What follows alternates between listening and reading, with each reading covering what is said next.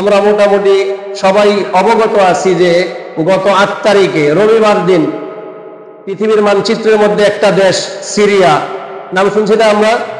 কথা বলেন না, নাম সিরিয়ার নাম শুনি না আমরা? সিরিয়া কি হয়েছে? নতুন ভাবে আবার কি হয়েছে? স্বাধীন হয়েছে। দীর্ঘ প্রায় 54 বছর পরে। কত বছর পরে? 54 বছর পরে। এই 54 বছর এই সিরিয়াকে কাফের শিয়া, এটা যখন মুহররম আসে আমি বলি এই সময় অনেকে রাগ করে, এই জন্য আবারও বলতেছি, শিয়ারা কাফের। শিয়ারা কি বলে? শিয়ারা কাফের। দলিল লাগলে আমার কাছে আসেন, অসুবিধা নেই। আমাদের এই দেশে এখন এটা কমে গেছে। আগে মুহররম আসলে বিশাল বিশাল মিছিল বের হইতো না, এখন একটু কম হয়। আমাদের মুসলমানরাও বের হয়, তারপরে সাথে কি বলে ওই যে শরবত বিলায়, মিষ্টি দেয়, তারপরে হুসনি দালান যেটা আছে পুরান ঢাকার ওখানের মধ্যে যায়, যায় না সবাই? যায়। অথচ কেউ শিয়াদের ইতিহাস জানে না। এই জন্য বললাম, আবারও বলতেছি, শিয়ারা হলো কাফের। শিয়ারা কাফের। এই সিরিয়ার সিংহাসনে 54 বছর যাবৎ ক্ষমতার মসনদে যারা ছিল, পিতা পুত্র দুইজন, পিতার পুত্র, 1971 সালের 22 জুলাই থেকে নিয়ে 2000 সাল পর্যন্ত বর্তমানে যিনি ছিলেন এই সিরিয়ার প্রেসিডেন্ট বাশার আল আসাদ, তার পিতা ছিল হাফিজ আল আসাদ। হাফিজ আল আসাদ সে এতদিন ক্ষমতায় থাকার পরে, তার ইন্তেকালের পরে পৈতৃক সূত্রে তার সন্তান বাশার আল আসাদ ক্ষমতায় বসছে। সে একজন কাফের শিয়া।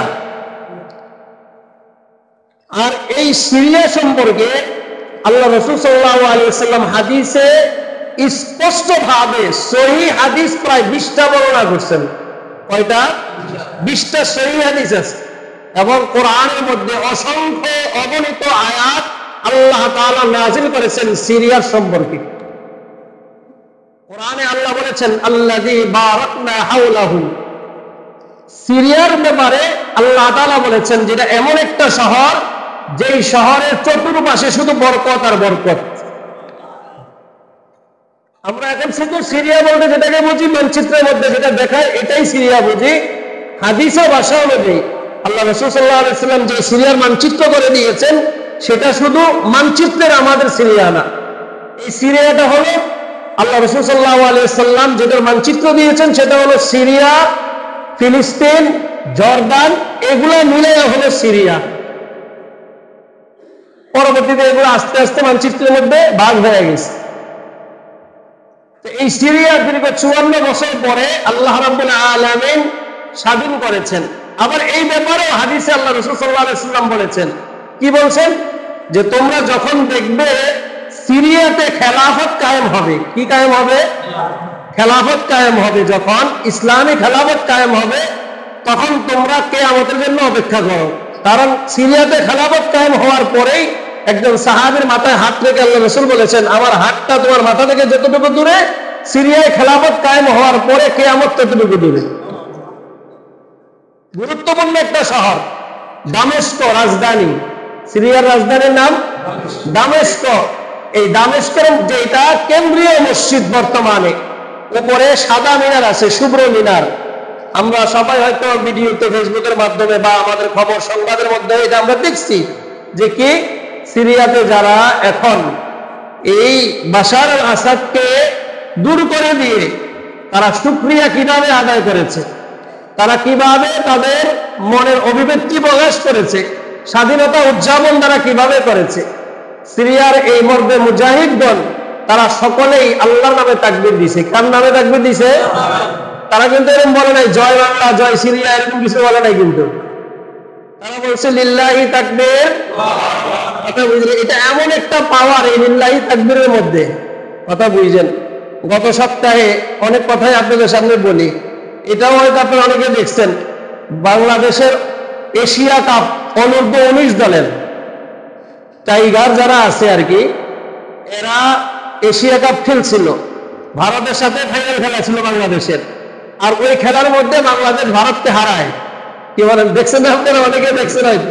হারানোর পরে কিন্তু শেষ উইকেটটা যখন পড়বে, ওই সময় বাংলাদেশের দর্শক যারা ছিল পুরা স্টেডিয়ামে সবাই কিন্তু নারে তাকবীর আর আল্লাহু আকবার দিছে। কথা বুঝছেন? আগে তো খালি বলতো ছক্কা মারেন আর চার মারেন, উইকেট নেন, এখন আর এটা বলে না, এখন বলছে নারে তাকবীর। মানে এটা এমন একটা জিনিস, আপনাদেরকে এটা কিভাবে বুঝাইবো? যখন অল্প কয়জন মুসলমান, কয়জন মুসলমান? অল্প কয়জন, মনে হয় 9 জন। আর ওই সময় ওমর রাদিয়াল্লাহু তাআলা আনহু ইসলাম ধর্ম গ্রহণ করছেন। ওমর ইসলাম ধর্ম গ্রহণ করার পরেও রাসূল গোপনে ইসলামের দাওয়াত চালাইতেছেন। যেদিন ওমর ইসলাম ধর্ম গ্রহণ করলেন, আয়েশা রাসূলকে বলতেছেন, ইয়া রাসূলুল্লাহ, এখন আর গোপনে করা যাবে না, এখন প্রকাশ্যে। রাসূল বললেন, না, এখনো তো আমাদের এই পরিবেশ তৈরি হয় নাই, এখন আমরা কিভাবে করব? ওমর পরামর্শ দিলেন, ইয়া রাসূলুল্লাহ, আমার কাছে একটা পরামর্শ আছে। আমরা যদিও সংখ্যা গরিষ্ঠ, সংখ্যা লঘু, আমরা যেহেতু অল্প, কিন্তু আমার কাছে এমন একটা পদ্ধতি আছে, ওই পদ্ধতিটা গ্রহণ করলে আমার মনে হয় কাফেরদের মনের মধ্যে ভীতি তৈরি হবে, তারা মনে করবে আমরা অল্প না, আমরা অনেক। রাসূল বললেন যে তোমার পদ্ধতিটা কি, আমার শিখাও। তো ওমর বলতেছি, ইয়া রাসূলুল্লাহ, আমরা যে 9 জন এসেছি, 9 জনের মধ্যে সামনে থাকবে 4 জন, পিছনে থাকবে 4 জন, আর মাঝখানে থাকবে কয়জন? এলো 9 জন, এলো না? সামনে 4, পিছনে আর মাঝখানে 1 জন। মাঝখানে আমি থাকবো, আমি নারে তাকবীর বলবো, সামনে যারা আছে, পিছনে যারা আছে, তারা বলবে আল্লাহু আকবার। তারা কি বলবে? তারা কি বলবে? আল্লাহু আকবার। তো ওমর রাদিয়াল্লাহু তাআলা এই বুদ্ধিটা রাসূলের পছন্দ হয়েছে। পছন্দ হওয়ার পরে রাসূল বলেন, ঠিক আছে, তাহলে এটা করা যায়। তো ওমর রাদিয়াল্লাহু তাআলা কাবার প্রাঙ্গণে গেলেন, মাতাফের মধ্যে গেলেন, যায় এইভাবে সারিবদ্ধ হইলেন। মাঝখানে উনি চিল্লান দিলেন, লিল্লাহি তাকবীর। সামনে 4 জন, পিছনে 4 জন বলছে আল্লাহু আকবার। কি বলছে? ওদিকে তো আবু জাহেল, উতবা, সাইবা যারা আছে, এর অন্তরে কাপড় শুরু হয়ে গেছে। ওমরও যেইভাবে আছে, আর যেখানে আল্লাহু আকবার স্লোগান আছে, এদের বিরুদ্ধে আর পারা যাবে না, এদের বিরুদ্ধে আর পারা। অস্ত্র লাগে না মুসলমানদের, একটা শব্দই যদি এটা ধারণ করতে পারে অন্তরের মধ্যে। তো সিরিয়ার ব্যাপারে বলতেছিলাম, সিরিয়ার দামেস্ক জামে মসজিদ, আল্লাহ রাসূল সাল্লাল্লাহু আলাইহি ওয়াসাল্লাম হাদিসের মধ্যে বলেছেন, কিয়ামতের আগে এই সিরিয়ার জামে মসজিদ যেটা আছে, এই জামে মসজিদের শুভ্র মিনার যেটা আছে, ওই মিনারের মধ্যে আল্লাহ তাআলার একজন পয়গম্বর হযরত ঈসা আলাইহিস সালাম, নাম শুনছেন আপনারা? ঈসা আলাইহিস সালাম, উনি 2 জন ফেরেশতার কাঁধে ভর করে ওই সিরিয়ার দামেস্কের জামে মসজিদের শুভ্র মিনারের মধ্যে আসমান থেকে এসে নামবেন। আর ওই সময় সারা পৃথিবীতে দাজ্জালের শাসন চলবে। কার শাসন চলবে? দাজ্জালের শাসন শুরু হয়ে গেছে না? এখন শুরু হয়ে গেছে। তবে ওই দাজ্জালটা ভিন্ন হবে, কারণ তার কপালে স্পষ্টভাবে লেখা থাকবে কাফের। তার কপালে কি লেখা থাকবে? এখনকার দাজ্জালদের কপালে তার কাফের লেখা থাকে না, থাকে? থাকে না। ওই সময় তার কপালে থাকবে কাফের লেখা, এবং এটা দেখে মানুষ বুঝবে, যারা ঈমানদার তারা বুঝবে যে সে কাফের। তার ডান পাশে থাকবে জাহান্নাম, বাম পাশে থাকবে জান্নাত, বানায় রাখবে সে। কথা বুঝতে পারছেন? কৃত্রিম, তাকে আল্লাহ ক্ষমতা দিবে, এক চোখা হবে, এক চোখ অন্ধ থাকবে আর এক চোখ খোলা থাকবে। তো ওই সময় দাজ্জালের শাসন থাকবে। আল্লাহ রাসূল সাল্লাল্লাহু আলাইহি ওয়াসাল্লাম বলেছেন, এই দাজ্জাল সারা পৃথিবী চড়ায় বেড়াইবে। আর ওই সময় মুসলমানরা পেরেশানের মধ্যে থাকবে, একজনই কেউ আসে যে আমাদেরকে দাজ্জাল থেকে উদ্ধার করবে। আর ওই সময় আল্লাহ তাআলা আসমান থেকে হযরত ঈসা আলাইহিস সালামকে সিরিয়ার দামেস্কের জামে মসজিদের মধ্যে প্রেরণ করবেন। আর ঈসা আলাইহিস সালাম যখন আসবেন, সময়টা হলো আসরের সময়। কোন সময়? শুক্রবার দিন, জুমার দিন, আসরের নামাজের সময় উনি আসবেন। আসার পরে আল্লাহ তাআলা ওনাকে এই পরিমাণ ক্ষমতা দিবেন, ওনার শ্বাস যতটুকু দূরে যাবে, এর মধ্যে যত কাফের থাকবে সবাই মারা যাবে। এবং ওনার দৃষ্টি শক্তি যত দূর যাবে, এত দূরের মধ্যে যত কাফের থাকবে এরাও মারা যাবে। আর ওই সময় এই সিরিয়ার ভূখণ্ড যেটা আল্লাহ রাসূল মানচিত্রের মধ্যে বলেছেন, ফিলিস্তিন, ফিলিস্তিনের বর্তমানে যেটা কেন্দ্রীয় এয়ারপোর্ট, এটা হলো লুদ। এটার নাম কি? লুদ। আর হাদিসের মধ্যে আল্লাহ রাসূল সাল্লাল্লাহু আলাইহি ওয়াসাল্লাম এই শব্দটাই ব্যবহার করেছেন, বাবুল লুদ। ওই বাবুল লুদের মধ্যে যায় দৌড়ায়া এই দাজ্জাল পলাবে, আর ওইখানে ঈসা আলাইহিস সালাম তাকে হত্যা করবেন। তাহলে ইতিহাসে এই সিরিয়া যেটা দামেস্ক যেটা আছে, এটা অনেক গুরুত্বপূর্ণ একটা বিষয়। আমরা দেখছি এই অল্প সময়ের মধ্যে মাত্র 12 দিনের বিপ্লবে, কয় দিনের বিপ্লবে? 12 দিনের বিপ্লবে এই ক্ষমতাধর প্রেসিডেন্ট বাশার আল আসাদ দীর্ঘ 24 বছর যে ক্ষমতায় ছিল, তার পিতা সহ যারা 54 বছর ক্ষমতায় ছিল, তারা লেজ গুড়াইয়া পালাইছে। কারণ যারা এদের পিছনে বিপ্লব করেছিল এদের মধ্যে যিনি কমান্ডার হিসাবে দায়িত্ব পালন করেছিলেন তার নাম হলো আবু মুহাম্মদ আল জুহানি। আবু মুহাম্মদ আল জুহানি বাশার আল আসাদ এই মর্দে মুজাহিদ আমিরুল মুজাহিদের জন্য তার মাথার মূল্য নির্ধারণ করেছিল, যদি কেউ তার মাথাটা কেটে এনে দিতে পারে তাকে $1 কোটি দেওয়া হবে। কত ডলার দেওয়া হবে? $1 কোটি মার্কিন ডলার। বাংলাদেশি টাকায় যদি 120 টাকা হয় তাহলে $1 কোটি মার্কিন ডলারের বর্তমান বাজার মূল্য বাংলাদেশি টাকায় কত হবে? 120 কোটি টাকা। কত? একটা মাথার মূল্য ঘোষণা করেছিল বাশার আল আসাদ, যদি তাকে তার মাথাটা এনে কেউ দিতে পারে তাকে বাংলা টাকায় 120 কোটি টাকা দেওয়া হবে। কত টাকা? কিন্তু এই মর্দ মুজাহিদ এবং সিরিয়ার যারা মুজাহিদ ছিল এরা সকলে তাদের ইমানের দৃঢ়তার পরিচয় দিয়েছে। টাকার কাছে কেউ মাথা নত করে নাই। টাকার কাছে কেউ মাথা, বুঝলেন, একটা অভাবের দেশ যেখানের মধ্যে মানুষ না খায়া মরতেছে অত্যাচারের কারণে। এমনি তো বরকতে ভরপুর, কিন্তু সরকার এমনটা করেছে যে মানুষ খাবে এই জিনিসটা নাই। কারণ দীর্ঘদিন যুদ্ধের সাথে এরা লড়তেছে। অনেক বছর আগে যখন মায়ানমারের মধ্যে যুদ্ধ লাগছিল ওই সময় সিরিয়ারও কিছু সংবাদ বের হয়েছিল। সিরিয়ার ছোট একটা বাচ্চা তখন খাদ্যের অভাবে সে যখন মারা যাইতেছিল ওই সময় সে চিৎকার করে বলছিল যে আমি সিরিয়ার খবর আল্লাহর কাছে বলে দিব। এই ছোট বাচ্চারা যখন বলছিল যে আমি আল্লাহর কাছে সিরিয়ার সব খবর বলে দিব, হয়তো আল্লাহ তার দোয়াই কবুল করে নিয়েছে। এই বাশার আল আসাদ ক্ষমতায় থাকার জন্য 2011 সাল থেকে নিয়ে 2024 পর্যন্ত এই 14 বছরে সিরিয়ার নিরস্ত্র নিরীহ বেসামরিক প্রায় 5 লক্ষ মানুষকে নির্মমভাবে হত্যা করেছে। কত লক্ষ মানুষ? 5 লক্ষ মানুষ। এবং সিরিয়ার একেবারেই উত্তরে মুসলিম রাষ্ট্র তুরস্ক, সিরিয়ার প্রায় 1 কোটি জনগণ উদ্বাস্ত হিসাবে, অভিবাসী হিসাবে তারা শরণার্থী শিবিরে আজও সেখানে আছে। 1 কোটি জনগণ। কত জনগণ? মায়ানমারের রোহিঙ্গা মুসলমানরা যেমন আমাদের দেশে চলে আসছে না, ওখানে নির্যাতন সহ্য করতে না পারে, ঠিক এরকম ভাবে সিরিয়ার 1 কোটি জনগণ তারা তুরস্কে চলে গেছে। গত বছর আপনাদের অনেকের মনে আছে কিনা জানি না, আমাদের এশার নামাজের পরে আমাদের এই মসজিদের মধ্যেও সিরিয়া থেকে একটা দম্পতি ছোট বাচ্চা নিয়ে আসছিল। অনেকে হয়তো আপনারা দেখছেন, এশার নামাজের পরে সেখানে আসছিল। তাকে আল্লাহর কসম দিয়া বলছিলাম, সে বলছিল যে হ্যাঁ আমি সিরিয়া থেকে আসছি, নির্যাতনে ওখানে আর থাকতে পারি না, আমরা কি বলবো, আমাদের সব শেষ, এই জন্য আমরা পালিয়ে আসছি। তুরস্ক হয়ে সৌদি আরব হয়ে তারপরে বাংলাদেশে আসছে। আমরা এখান থেকে তাকে কিছু সাহায্য উঠাইয়া দিয়েছিলাম।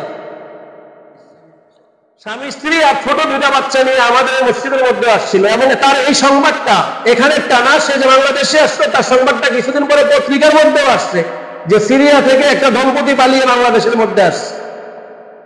এতটা নির্যাতন সে করত। সে একটা আয়না ঘর বানাইছে। কি বানাইছে? আয়না ঘর, সেদনায়া শহর ওখানের মধ্যে। এখনো উদ্ধার কাজ সেখানে চলতেছে। মাটির গভীরে প্রায় 4 তলা নিচে। মাটির গভীরে কয় তলা নিচে? 4 তলা নিচে। ওখানে কত লোক যে মারা গেছে একমাত্র আল্লাহ ভালো জানে। এবং এভাবে যে মারত, পত্রিকার মধ্যে গতকালকে দিচ্ছে, আমি পড়লাম পুরো বিষয়টা, পুরো আর্টিকেলটা পড়লাম, যে প্রত্যেক বুধবার অথবা প্রত্যেক মাসের 12 তারিখ তারা এই নির্যাতনটা করত। কিভাবে করত? কার ব্যাপারে ফাঁসির পরোয়ানা জারি হয়েছে এটা কেউ জানতো না। ওই একটা 12 তারিখে এসে বলতো যে তোমাকে নিয়ে দেওয়া হবে, তো সে প্রস্তুতি নিত যে আমার হয়তো বের করে দিবে, তখন তাকে নিয়ে দিত। নিয়ে যাওয়ার পরে দেখা গেছে তার বুকের উপরে ওইটা উল্লাস করতো এই শত্রু বাহিনী, এই বাশার আল আসাদের শিয়া, তারা এখানে উল্লাস করত। আর তাকে পরোক্ষভাবে মদত দিছে ইরান। ইরান শিয়া না?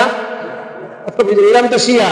এই ইরানের আয়াতুল্লাহ আল খামেনি এবং ইরাকের প্রেসিডেন্ট যারা আছে, এরা এই বাশার আল আসাদকে, এবং স্বৈর শাসক আরেকজন আছে রাশিয়ার প্রেসিডেন্ট ভ্লাদিমির পুতিন, এই ভ্লাদিমির পুতিন তাকে কি করতো? অস্ত্র দিয়ে, অর্থ দিয়ে এবং যা কিছু লাগে সৈন্য দিয়ে এই বাশার আল আসাদকে ক্ষমতায় টিকিয়ে রাখার জন্য তারা ব্যবহার করত। এই বাশার আল আসাদ দীর্ঘদিন ক্ষমতায় থাকার পরে এই 2024-এ আইসা 8ই ডিসেম্বর আল্লাহ রাব্বুল আলামিন সিরিয়ার মুসলমানদেরকে বিজয় দান করেছেন। পত্রিকার মধ্যে এসেছে, মিডিয়াতেও আমরা দেখছি যে বাশার আল আসাদ এবং তার পিতা হাফিজ আল আসাদের মূর্তি জায়গায় জায়গার মধ্যে স্থাপন করেছিল। এই মূর্তিগুলাকে ভেঙে পায়ের নিচে দিয়ে এগুলোর উপর বসে সিরিয়ার মুসলমানরা উল্লাস করতেছে, বিজয় উদযাপন করতেছে। তো আল্লাহ তাআলা আমাদেরকে এর মধ্যে বুঝাইতেছেন, এই জিনিসটা দিয়ে বুঝাইতেছেন আল্লাহ তাআলা যে পৃথিবীতে কেউ ক্ষমতাধর কেউ পৃথিবীতে না। সে নিজেকে যত বড়ই মনে করুক, সে যত ক্ষমতার অধিকারী হোক না কেন, আসলে বাস্তবিক অর্থে আল্লাহ তাআলার কাছে সে কিছুই না। আল্লাহ হাদিসে কুদসির মধ্যে বলেছেন রাসূলের মাধ্যমে, লাউ কানাতিদ দুনিয়া ইনদাল্লাহি জানাহা বাউদাতিন, যদি আল্লাহ তাআলার কাছে পৃথিবীর মূল্য একটা মশার ডানার মতন হইতো। মশার ডানার কি পরিমাণ দাম? কথা বলে না, আমি বুঝাই দেওয়াই না। মশার ডানা মানে মশার পাখা আর কি, যে মশা আমাদেরকে কামড় দেয়, ওই মশার পাখা আছে না, এই পাখার কি পরিমাণ দাম আছে? আল্লাহ রাসূল বলতেছেন, লাউ কানাতিদ দুনিয়া ইনদাল্লাহি জানাহা বাউদাতিন, আল্লাহ তাআলার কাছে যদি এই মশার পাখার মতো দুনিয়ার দাম হইতো, তাহলে আল্লাহ তাআলা মা সাতা মিন শুরবি মাইন, দুনিয়ার কোন কাফেরকে আল্লাহ তাআলা এক ঢোক পানিও পান করাইতেন না। দুনিয়ার কোনো দাম নাই আল্লাহ তাআলার কাছে। এই জন্যই এই দুনিয়াতে মানুষ যে যেমনি ইচ্ছা এমনি চলতেছে। তবে আল্লাহ তাআলা বারবার আমাদেরকে বলতেছেন যে এই দুনিয়ার ক্ষমতা এটা স্থায়ী না। ক্ষমতা আল্লাহ আমাকে দিয়েছেন দায়িত্ব হিসাবে। কি হিসাবে? দায়িত্ব হিসাবে। আলা কুল্লুকুম রাইন ওয়া কুল্লুকুম মাসউলুন আন রাইয়াতিহি, আমাকে দায়িত্ব দেওয়া হয়েছে। এই দায়িত্বের ব্যাপারে আল্লাহ আবার আমার কাছ থেকে হিসাব নিবেন। যার দায়িত্ব যত বেশি তার হিসাব তত বেশি, আর যার দায়িত্ব যত কম তার হিসাব তত কম। পৃথিবীতে এরকম অসংখ্য অগণিত স্বৈর শাসক এসেছিল, পৃথিবীতে এরকম অসংখ্য অগণিত ক্ষমতাধর শাসক এসেছিল, কেউ স্থায়ী হতে পারে